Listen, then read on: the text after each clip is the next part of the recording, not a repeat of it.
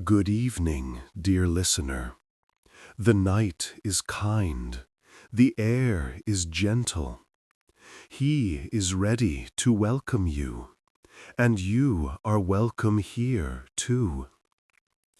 At the edge of a small town stood an old house with a wooden gate, a gate that groaned in a friendly way when it opened, as if it were clearing its throat to say, "Come in." Behind the gate a garden rested. It was not grand, not trimmed into perfect shapes. It was simple. A narrow path of pale stones led between beds of herbs, low shrubs, and clusters of tall grass that swayed like slow metronomes. On the porch, a kettle sighed. Inside the kettle, water warmed for tea. A thin curl of steam rose, then softened into the night. The man who kept this garden was named Elias. His hair was silver, and his smile had the shape of someone who had learned how to wait. He did not hurry. He did not rush his guests. Every summer, on a quiet evening, he opened his gate to neighbors and old friends, grown people who still carried that small, bright spark of wonder. They came as the sun slipped down and the world put on its blue coat. They came with scarves and shawls and soft voices, ready to be unhurried. Elias loved this time. He would move from lantern to lantern, turning each tiny wheel until the wick caught and a warm glow bloomed inside the glass. Click, click, click. The flames were not loud. They were small and steady, like breathing. If you'd like, before we step further, let's breathe together for a moment, like the lanterns. In through the nose, slow and smooth. 1, 2, 3, 4. Hold for a soft heartbeat. And out through the mouth, longer than the in-breath. 1, 2, 3, 4, 5, 6. Very good. We'll do it again once more. In. 1, 2, 3, 4. Hold and out. 1, 2, 3, 4, 5, 6. Let the shoulders drop. Let the jaw rest. There is time for everything you need to do. And tonight, the only thing you need to do is be. When the sky grew the color of plums and ink, tiny lights began to appear above the tall grass.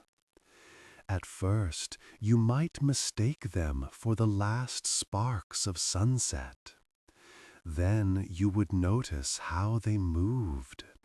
They bobbed, they floated, they blinked in a pattern that felt like a whisper. The first fireflies of the evening had arrived, and the garden, which all day had been just a garden, started to feel like a little piece of sky that had come down to visit. Elias watched from the porch with a wrapped mug of tea in his hands. He did not try to catch the lights. He only watched, eyes half closed, as if listening to a choir. People found their places on low benches and on the round flat stones near the thyme. A few sat on woven blankets along the edge of the path. Everyone's voice fell to the same soft level, a tone that matched the light of the lanterns. Near the rosemary bush sat a woman named Mira, who worked at the bakery and always smelled faintly of cinnamon.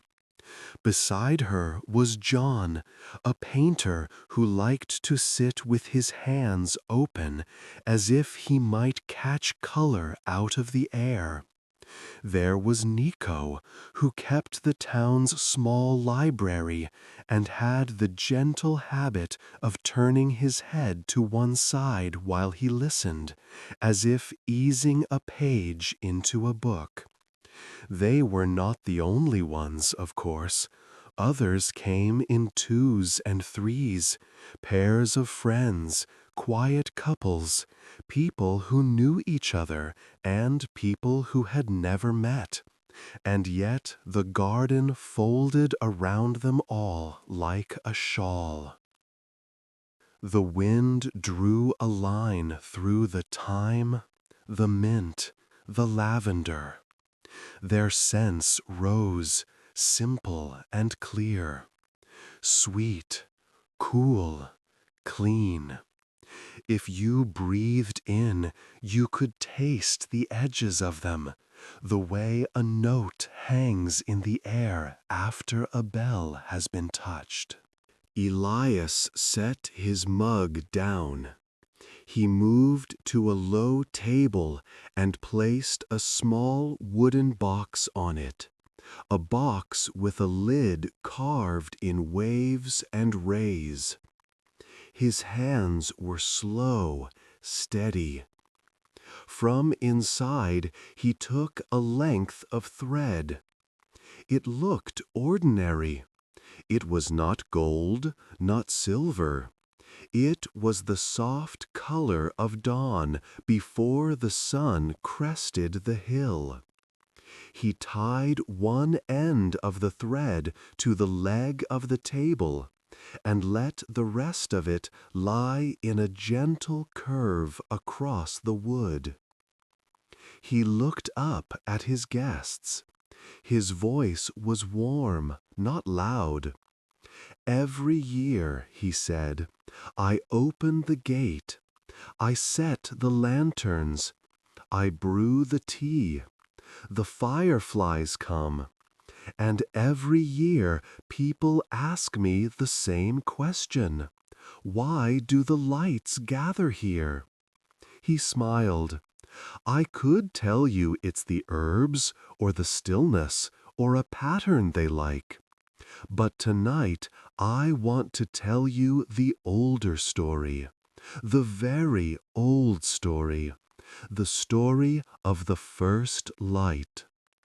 No one shifted, no one coughed. Even the wind seemed to lower its voice. Only the fireflies kept their little dance. Far off, a cricket drew a slow line of sound and then rested. If you are comfortable, said Elias, let your shoulders drop. Let your hands settle. You may close your eyes if you wish. The story will be gentle. His palm moved over the wooden box as if smoothing a blanket. Long before lamps, before lanterns, before candles with their little promises, there was darkness. Not an unfriendly darkness, just a quiet one. A darkness that was waiting. It was not empty. It was a seed with a shell, ready to open. Those who were new to the garden glanced at one another with small smiles. Those who had been here before did not glance. They knew that Elias spoke as he tended his herbs, slowly, with care, leaving space between his words, like spaces between stones in the path. Hope, he said, is like a small light. But where did the first small light come from? He touched the thread on the table with one finger, so lightly that it did not move. Some say it came from a word spoken with love. Some say it came from the breath between two heartbeats. Elias's eyes shone in the lantern glow. I have a version that was given to me a long time ago, when my own hair was still dark and my hands were less sure. I offer it to you now, and to the fireflies, who remember more than we think. He lifted his mug again, took a slow sip, and set it down with a soft sound. Before we begin, we'll make a little room inside. We keep so much in there. Lists, worries, the day's small scratches. Let them sit down like tools after work. Let there be a small, empty place where the story can sit. Again, he guided them in a breath. In, 1, 2, 3, 4. Hold, and out. 1, 2, 3, 4, 5, 6. He nodded as if approving the pace of a river. Good. A moth touched a lantern glass, a soft tap-tap like knuckles on velvet. The path stones kept their pale hush. Firefly after firefly lifted from the grass and blinked. Their light did not stab, it did not pierce, it did not demand. It came and went in a tender rhythm, the way a thought appears, and then drifts back into the quiet it came from. If you watched only one, you could follow it as it floated, and your attention would slow, and your eyelids would grow heavy, in that cozy way that means safe. Mira pulled her shawl closer, not because she was cold, but because the weight of it felt good, like a hand on the shoulder. John leaned his head back and looked through the light into the top branches of the pear tree. Nico's eyes had already closed. The others were half in, half out, in the easy place where stories do their best work. Elias looked across the people, across the plants, across the bright and gentle creatures in the air. He nodded as if everything had reached the right place in the same moment. A long time ago, he said, the world slept in the hush before a first word.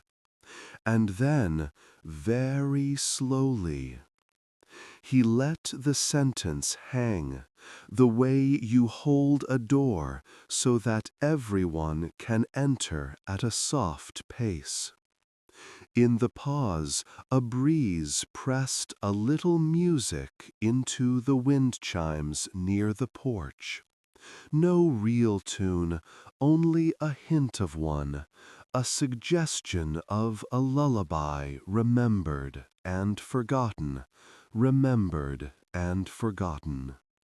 Very slowly, Elias said again, someone, somewhere, in the oldest garden there ever was, lifted their face, and he stopped, and his smile turned a little brighter, the way a candle does when a new wick takes the flame. But we'll go step by step, no rush. He placed his hand on the wooden lid of the box, and the old wood gave a small, happy sound. The fireflies gathered a little closer to the table, or at least it seemed that way. The thread, pale as dawn, lay where he had draped it, waiting. The lanterns held their breath between flickers. The night felt full of space, and the space felt soft. Before the first light, he said, there was a heartbeat. The garden leaned in. If you'd like, dear listener, you can lean in too, only inside, where no one can see. The bed or couch beneath you is steady. Your neck is light. Your chest rises and falls in a friendly rhythm. In, 1, 2, 3, 4. Out, 1, 2, 3, 4, 5, 6. Your hands are warm. Your feet are at rest. There is nothing you have to hold up. The story will hold you. And as Elias drew a breath to begin the oldest tale he knew, the fireflies twined their little signals into the air, like soft stitches on a night blue blanket, the garden's own quiet embroidery. Tonight the gate was open, the lights were here, and we were ready. Elias rested his fingertips on the pale thread, as if it were a small current he could feel. When he spoke, his voice seemed to nestle into the leaves, into the warm wood, into the night itself. Before the first light, he said, there was the first listening.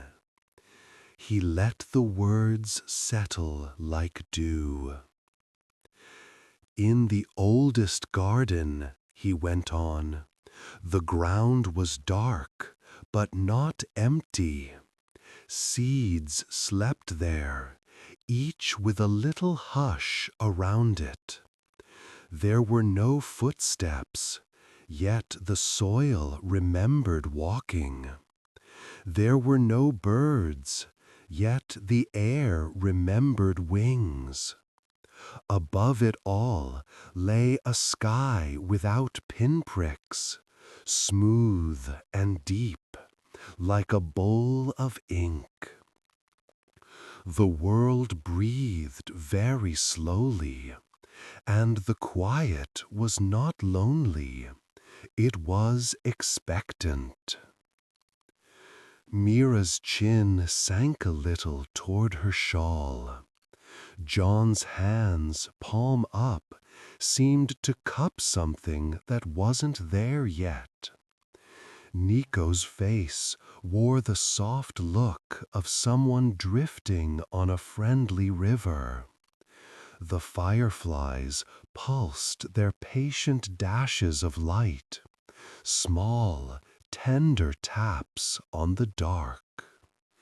In that hush, said Elias, 2 keepers watched over the garden. One was called the gardener, whose hands knew the feel of roots and rain. The other was the weaver, whose fingers could tie together things that did not yet know each other, breath to branch, branch to wind, wind to song. They were not rulers, not owners. They were guests, like all of us. The pale thread on the table caught a breath of air and curved a little more. Elias traced its bend. The gardener listened to the soil. The weaver listened to the space between the soil and the sky. They did not speak much, because the quiet had its own language, small, steady, kind. He glanced at the lanterns, then back to the gathering. One night, if night is the right word for a world without stars, the gardener felt a gentle ache in the ground, the way a seed aches when it is ready to open. And the weaver felt a gentle ache in the air, the way a word aches at the lips before it is spoken. They looked at each other.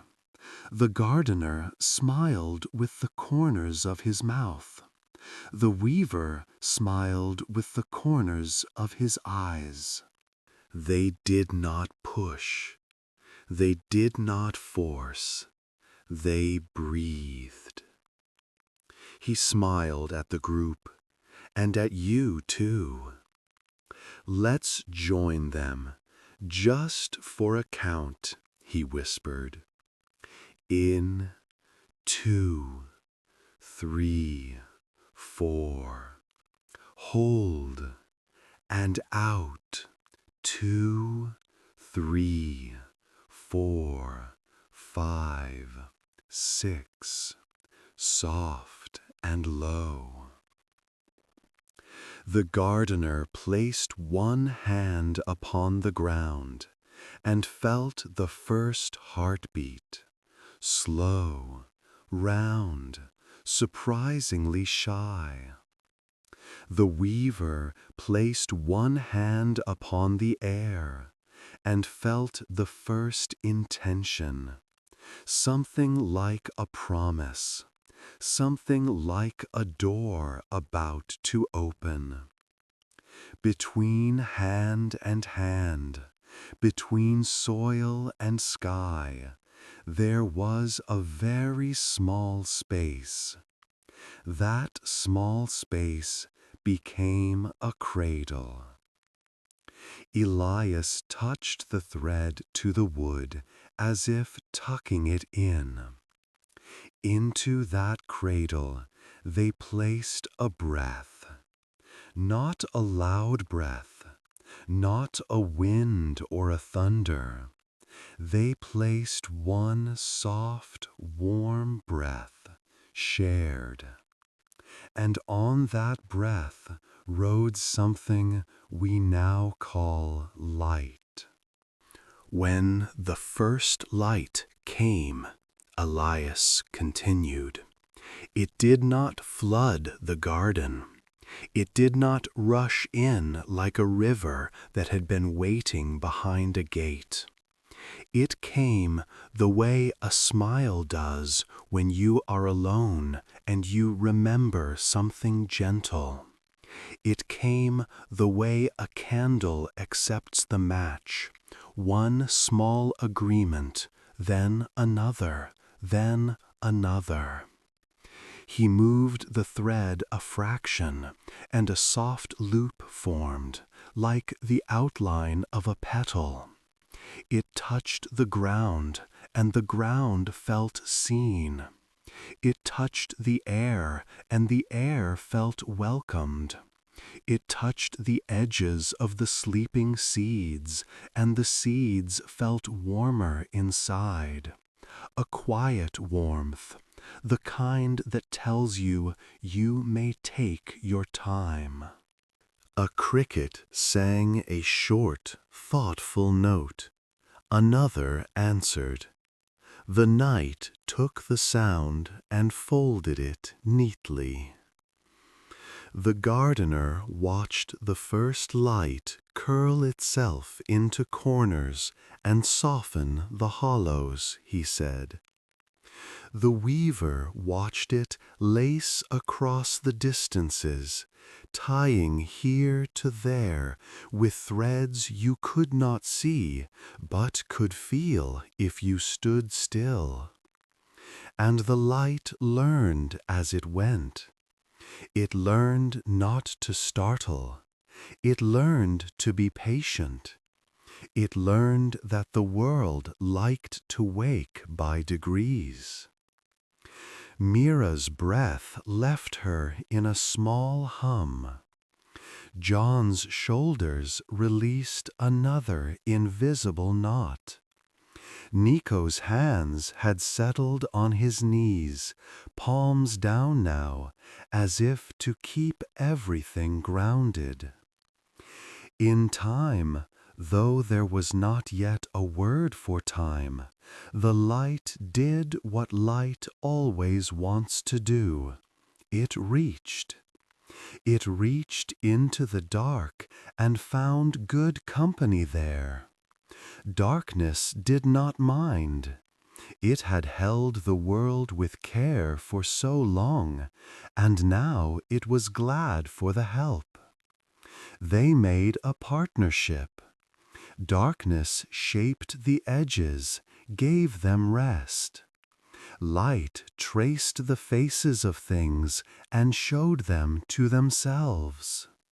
Elias's eyes glowed with the lanterns. And hope, he said softly, rose like steam from hot tea. Not from grand events, from small ones.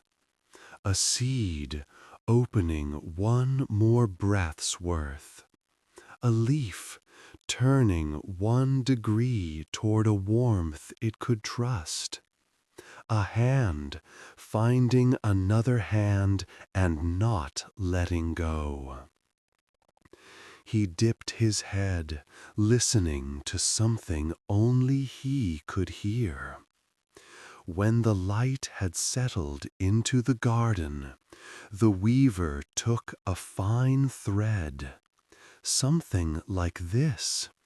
He tapped the pale line on the table and stitched a path between all the brave little points where light had lingered.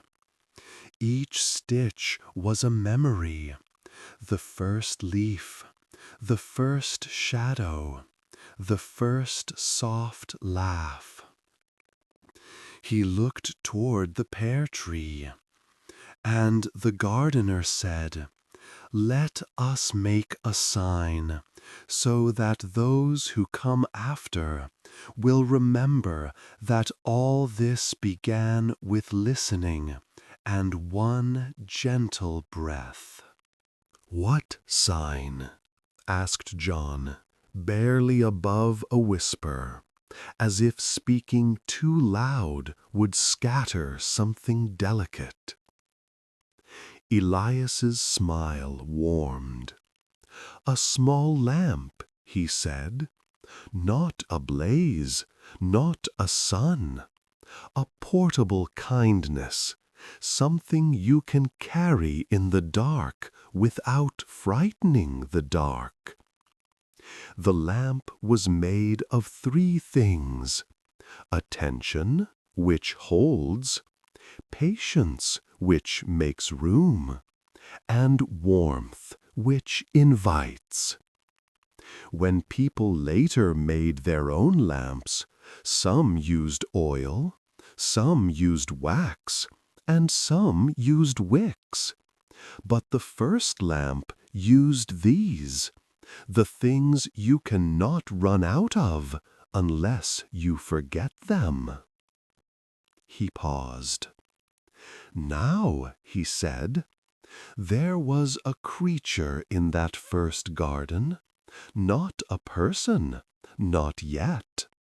A shy little beetle that moved through the low moss and liked to sit under the edge of stones where coolness lives.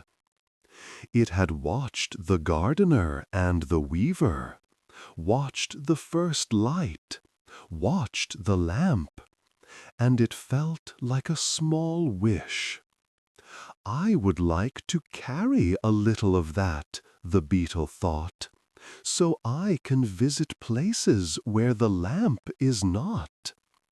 The weaver heard the wish, because wishes, when simple and kind, rise like seeds through soil, and tied a very small knot of light at the tip of the beetle's tail.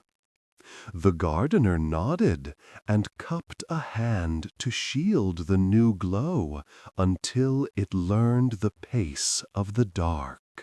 You can guess the rest above the table where the fireflies bobbed.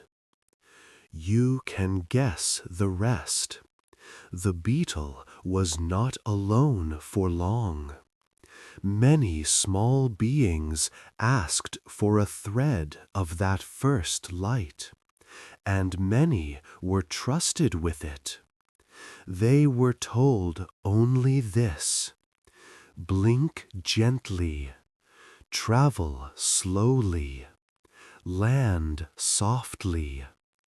And so, when we see them now, we remember the first lamp and the partnership between dark and glow. A breeze rolled over the herbs, carrying the meadow's cool breath to the porch. Mira's shoulders loosened a bit more, and the group's circle felt like a bowl holding warm soup, steady and complete. The people came later, Elias said. When they did, they sometimes mistook size for power and noise for truth, but not always.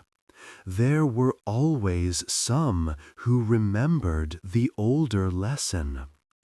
They lit lamps from lamps instead of striking sparks into storms.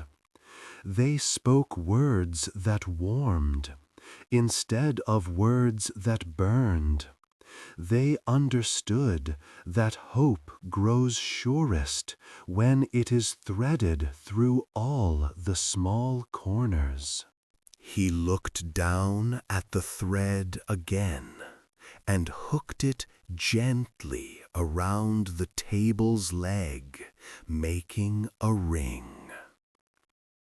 This is why I open the garden. It is not that the fireflies obey me. It is that the garden, the lamps, the breath we share, these things make a place where gentle light likes to visit. And when it visits, the things inside us that are shy and tender feel safe enough to open as seeds do. He folded his hands and his voice softened further. If the day you carried was heavy, let the weight set down for a little while. You can pick it up later if you still want it. For now, try this. He guided them and you through a simple rhythm. In for 4, 1, 2, 3, 4. Pause for 2. 1, 2. Out for 6. 1, 2, 3, 4, 5, 6. Again. In, quiet and cool. 1, 2, 3, 4. Pause. Out, long and warm.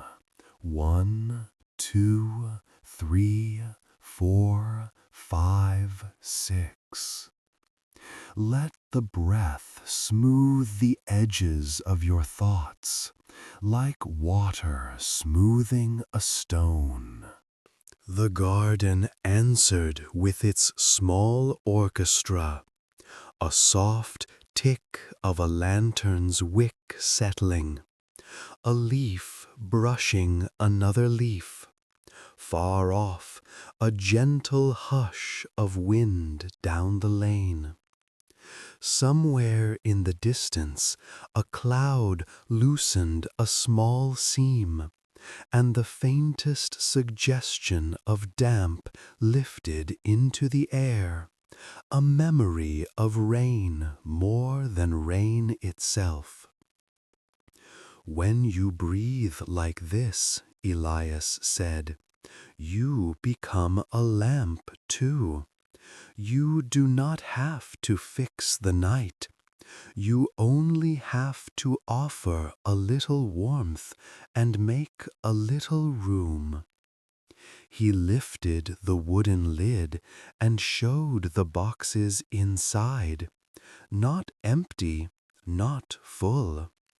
A small coil of more thread rested there, pale and patient.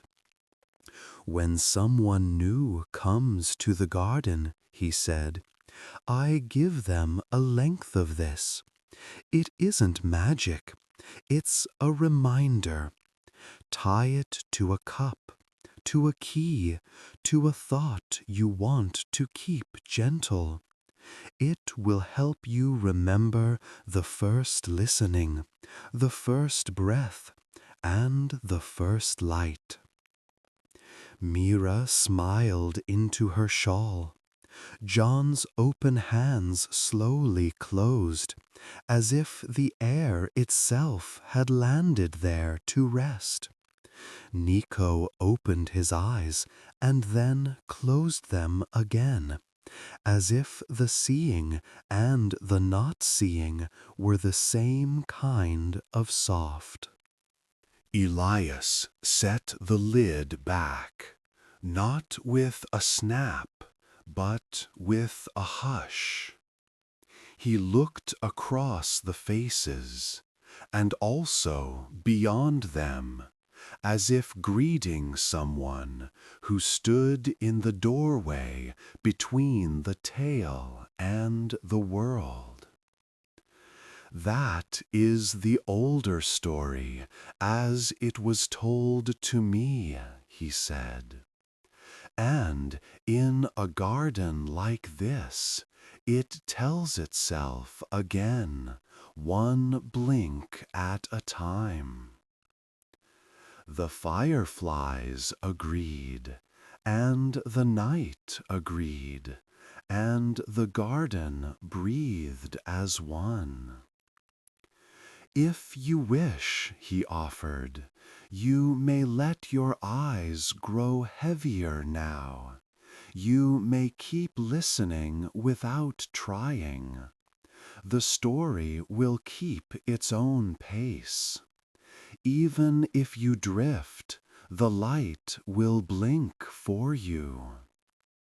He folded his hands in his lap, and between one breath and the next, the evening deepened by the smallest shade, like the turning of a page that has been waiting to be turned.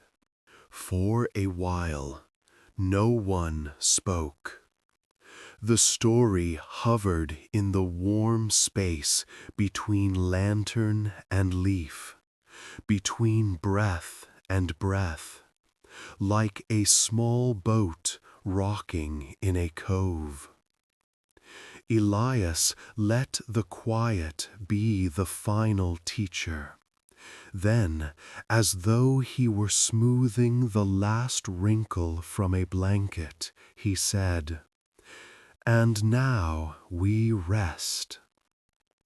He took the coil of pale thread from the box and measured a few gentle lengths, one for each guest, placing them on the low table like moonlight folded over itself. "Take one when you go," he murmured, "or take none and simply remember. Either way, the light knows your doorstep." A soft cloud drifted across the night, dimming the far horizon into a richer blue. The fireflies adjusted, blinking with an easy patience, not competing with the cloud, only keeping time. Somewhere a kettle muttered on the porch, a small domestic comfort. Mug clink. Elias refilled his cup, offered the pot with a nod to anyone whose hands felt empty. Most were content to wrap their fingers around themselves, the way you hold a warm thought. "If you like," he said, "let us close the evening the way the first garden closed its gay, by listening." He tipped his head. The group followed, and so can you.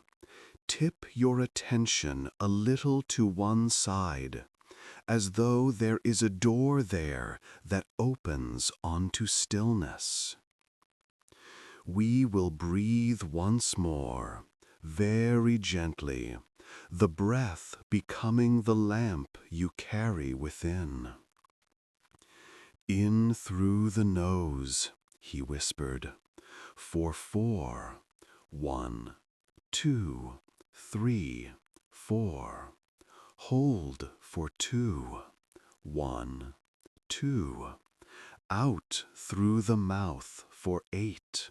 1, 2, 3, 4, 5, 6, 7, 8. The numbers were almost nothing, only a suggestion to lean on. Again, in, quiet and cool. 1, 2, 3, 4. Hold, soft as moss. 1, 2. Out, long and warm. 1, 2, 3, 4, 5, 6, 7, 8. Elias rested his palms on his knees and guided a small, unhurried body scan, the way you might show someone around a house lit only by nightlights. "Let the forehead loosen," he said. "The small muscles that work so hard to think ahead, let them be on holiday. Feel the space between the eyebrows become wide as sky." A few fireflies passed above the group like drifting commas, permitting the thoughts to pause. Let the eyes rest, as if each eye is a pebble settled at the bottom of a clear pool.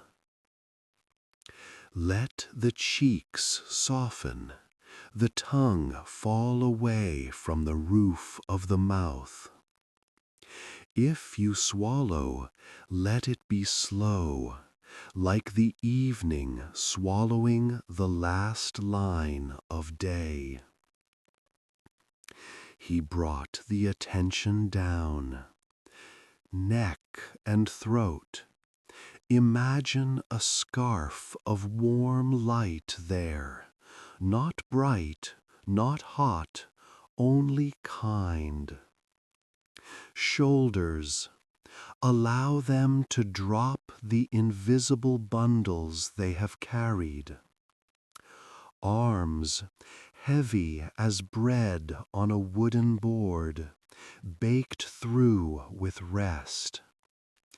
Hands, let each finger be a small sleeping candle, wick quiet, wax content.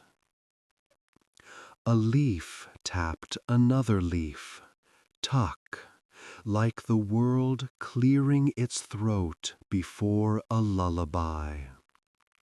The garden offered its consent to sleep.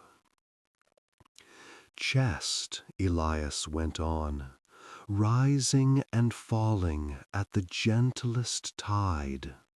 There is plenty of air. Belly, soft as a field after harvest. Hips, a pair of steady stones. Thighs and knees, knees and calves, let the small gears there stop their turning. Ankles, feet, toes. Imagine each toe given a tiny blanket. If you cannot see the blanket, pretend. If you cannot pretend, simply rest. The fireflies, as if in answer, drifted lower, their signals threading a loose, luminous net over the still bodies. Not a trap, a comforter.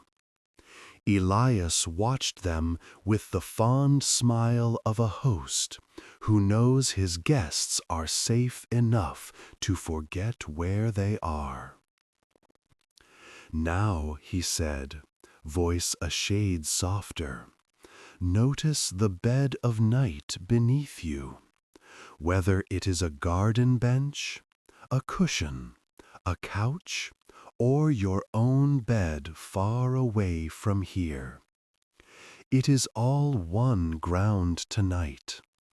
The ground holds you the way the first garden held its seeds, without hurry, without demand. A hint of damp brushed the air. Somewhere beyond the lane, a roof gave a slow drip, drip, as if remembering an earlier shower. Not rain now, only the memory of rain, a lullaby from the gutters. The scent of mint and lavender moved like a cool thought through the warm scene. Elias closed the wooden box, and this time did not reach for the latch.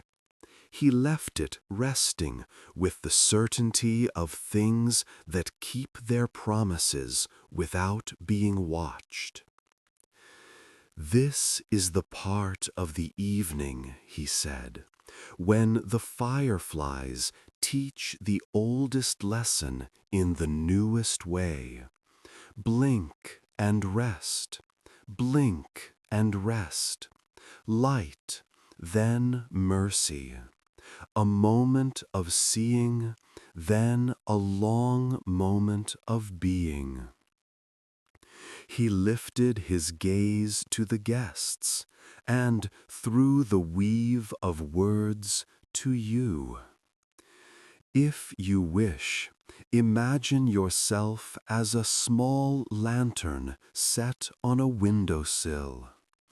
Inside, the flame is the size of a thumbprint. Outside, the night is the size of the world. But you do not have to push back the world. You only keep your small circle of kindness. If anyone passes, they will know the house is friendly. That is enough.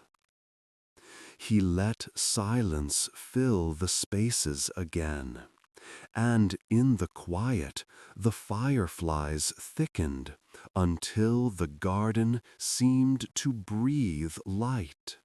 Inhale 100 tiny glows.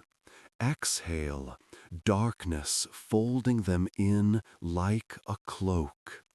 Inhale glows again, here and there, never all at once, as if to say, we aren't going anywhere, we have all night. One by one, Elias began to offer a length of thread to the hands nearest him. The motion barely moved the air. A thread for a thought, he said in a murmur. Tie it to anything you cherish, or slip it into a pocket and forget it until some winter day asks for a little summer. Mira accepted hers with a grateful nod, her cinnamon warmth becoming part of the garden's perfume. John looped his around his wrist, not tight, just enough to remember softness when color becomes loud again. Nico, eyes glistening even in the dim, tucked it into the back of a well-loved notebook. Around them, others did the same, in their own ways, or not at all. Nothing required, all allowed. Elias did not say goodbye. He said good night, which is different. Goodbye is a door closing. Good night is a blanket. He rose, and the old wood of the porch hummed under his feet, approving. He did not snuff the lanterns. He turned their little wheels until each flame drew itself down to a shy bead of orange, and waited there, like a dream that decides to stay close until you are ready. Before he stepped toward the gate, he looked back at the garden and spoke one more line, the way you tuck in the final corner of a sheet and smooth it once. The first light began with listening, he said. Tonight may your sleep be its echo. The gate made its friendly groan, as if settling into its own pillow. The path of pale stones held a memory of footsteps, and then let the memory dissolve. The herbs kept their night watch, mint cool as moonlit water, thyme calm as an old friend, lavender offering a purple hush that drifted over the scene and stayed. For you, dear listener, the landing is simple. You do not have to do anything with what you have heard. Let it float just above you like the mildest cloud. And if you wake later, it will still be there, unhurried, unchanged. For now, rest in the rhythm. Firefly, darkness. Firefly, darkness. Breath, release. breath, release. We will take one last, very slow breath together. And then the story will dim itself to a glow, so low it feels like a hand resting on the top of sleep. In for 4. 1, 2, 3, 4. Hold. 1, 2. Out for 8. 1, 2, 3, 4, 5, 6, 7, 8. Again, quieter, barely there. In, 2, 3, 4. Hold and out. 2, 3, 4, 5, 6, 7, 8. Good. If a thought knocks at the door now, you may let it in and give it a seat near the fireflies. Or you may let it keep walking down the lane. Either way, the house is friendly. Either way, the lamp is yours. Either way, the night is kind. And as the last lanterns hover at their smallest ember, and the garden folds itself into the blue quilt of the hour, the world returns to the old agreement. Darkness shapes the edges. Light traces the faces of dreams. The first listening goes on, steady as your breath. The first light waits, blinking softly, somewhere you can always find. Hush now, the gate is open. The sky is full. Sleep comes like a gentle visitor who knows the way, arriving without knocking, slipping off their shoes and settling at the bedside with a smile you can almost see. Good night.